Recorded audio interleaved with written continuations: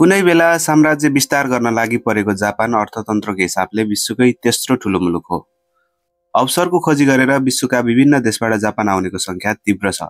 नेपाल लगायत विश्वका अन्य मुलुकबाट उच्च शिक्षा र अवसरको खोजी गर्दै वर्षेनी हजारौंको संख्यामा जापान आउने गर्छन्। अहिले अप्रिल इन्टेकमा जापानी भाषा स्कुलहरूले धमाधम विद्यार्थी भित्राइरहेका छन्। जापानमा बोलीचालीमा वैकल्पिक भाषा प्रयोगमा नआउँदा जापान आउने नयाँ मुलुकका नागरिकलाई निकै ठूलो उल्झन हुने गर्छ। के जापानमा विदेशी नागरिकको संख्या बढ्दै गर्दा अंग्रेजी भाषा जापानको दोस्रो भाषा बन्न सक्छ? आउनुहोस् अंग्रेजी भाषाको जापानमा स्थानबारे डिटेलमा चर्चा गरौँ। जापान छिरिसकेपछि संवादमा जापानी भाषा बाहेक अर्को भाषा प्रयोग नै हुँदैन। कूटनीतिक विश्वविद्यालय र कर्पोरेट सेक्टरमा बाहेक आम जनमा जापानिज भाषा नै संवादको पहिलो सेतु हो। जापानमा तपाईको दैनिकीसँग जोडिने हरेक चीजमा भाषाको आवश्यकता खड्किने गर्छ। यतिसम्म कि सरकारी कागजातका लागि पनि तपाईले जापानिज भाषामै आफ्नो कुरा राख्न सक्नुपर्छ। जापानको सपना बोकेर गन्तव्यमा दौडिरहेका किशोर किशोरीलाई लक्षित गर्दै नेपालमा व्यापक रूपमा कन्सल्टेन्सीहरूले भाषा कक्षा चलाइरहेका छन्। जापान आउँदा अनिवार्य मापदण्ड नै जापानिज भाषामा दखल राख्नु हो। जापानमा रेलमा यात्रा गर्दा रेलको प्लाटफर्म र रेलवे लाइनको जानकारी बाहेक अन्य कुनै आवश्यक जानकारी अंग्रेजी भाषामा राखिएको हुँदैन। काम पाउनको लागि पनि तपाईले जापानिज भाषा अनिवार्य रूपमा जान्नुपर्ने हुन्छ। नेपालमा सावा अक्षरसँगै अंग्रेजी अक्षरको पनि सिकाइ आरम्भ हुने हुनाले कमसेकम अंग्रेजी भाषाको प्रयोग भइदिए हुन्थ्यो भन्ने महसुस जो कहिल्यै जापानमा हुने गर्छ। नेपालीलाई मात्र नभई जापानमा अन्य आप्रवासीलाई पनि भाषा टाउको दुखै बन्ने गर्छ।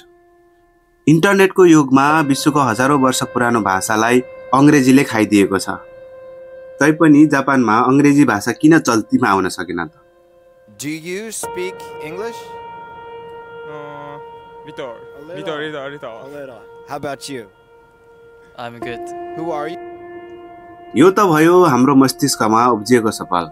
वास्तवमा जापान सरकार नै अंग्रेजी भाषाको प्रयोगलाई बढाउन चाहन्छ।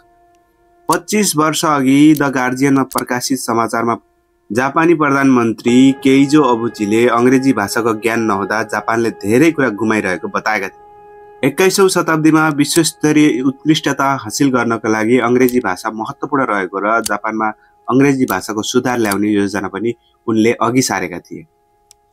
2017 मा प्रकाशित लियाङ मोरिटाको रिसर्च पेपरले एसिया महाद्वीपमै जापानिजहरूको अंग्रेजी भाषाको कमजोरी दोस्रो स्थानमा रहेको उल्लेख गरेको छ। जापानमा रहेका नेपाली समुदायले जापानिजहरूको अंग्रेजी भाषाको ज्ञानलाई लिएर मजाकमा समेत उडाउने गर्छन्। प्राथमिक तहको शिक्षा पार नगरेकाले पनि जापानिजहरूलाई अंग्रेजी भाषा पढाउन सक्ने दावा गरेको पनि सुनिन्छ। के नेपालीहरूले ठानेको जस्तै जापानिजहरूको अंग्रेजी खत्तम छ त? इन्टरनेशनल सोसियल सर्वे प्रोग्रामले 2017 मा गरेको सर्वेमा एकदमै न्यून अन्य भाषा बोल्ने जापानमा पनि जापानको 13% जनसङ्ख्याले अन्य भाषाको पनि ज्ञान राख्ने उल्लेख गरेको छ। अहिलेको चर्चित सोशल मिडिया प्लेटफर्म टिकटकमा कियो नामका जापानी नागरिकले नेपाली भाषामै जापानमा बस्ने नेपालीको लागि जानकारीमूलक भिडियो सामग्री बनाइरहेका हुन्छन्। ट्रेनलाई भाषामा यस्तो मार्क दियो भने सिट चेन्ज गर्नुहोस्। नमस्ते, मेरो नाम कियो हो, म नेपाली बोल्ने जापानिज हो। जापानको ट्रेन र बस अर्थात् जापानिजहरू अन्य भाषामा पनि राम्रो दखल राख्न सक्छन् जति अन्य देशका नागरिकहरूले गर्न सक्छन्।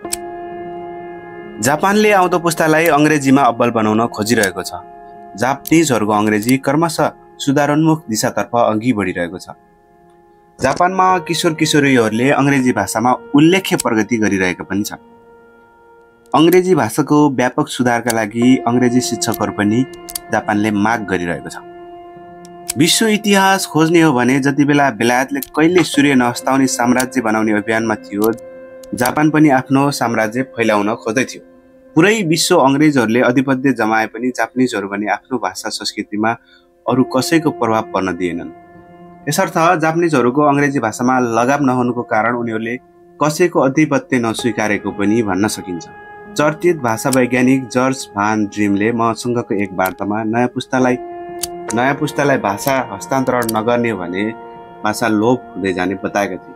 नेपालको सन्दर्भमा नयाँ पुस्तालाई अंग्रेजी सिकाउने होडमा जुन स्पिडमा हामी दौडिरहेका छौँ, यही गतिमा अघि बढ्ने हो भने नेपाली भाषा लोप हुन सक्ने खतरा पनि उनले औल्याएका थिए। जापानका प्रधानमन्त्री केइजो अबुचीले अंग्रेजी जापानको दोस्रो भाषा बन्ने घोषणा गरिसकेपछि यसको विरोध पनि भएको थियो।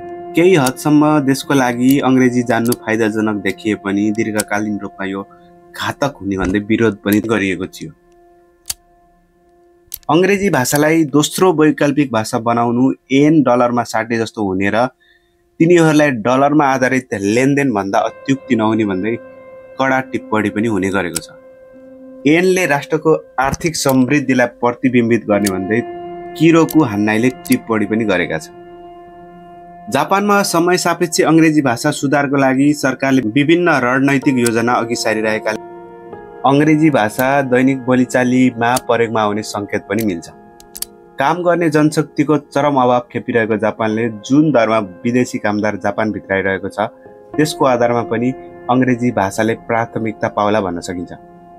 तर जापानिजहरूको आफ्ना भाषाप्रतिको अहिलेसम्मको लगावले भने अहिले त्यस्तो सुधारको संकेत देखाउँदैन। यदि तपाईहरु पनि जापानमा रोजगारीको लागि आउँदै हुनुहुन्छ भने आफ्नो दैनिकी सहज बनाउनका लागि जापानिज भाषा सिक्नु अनिवार्य हुन्छ।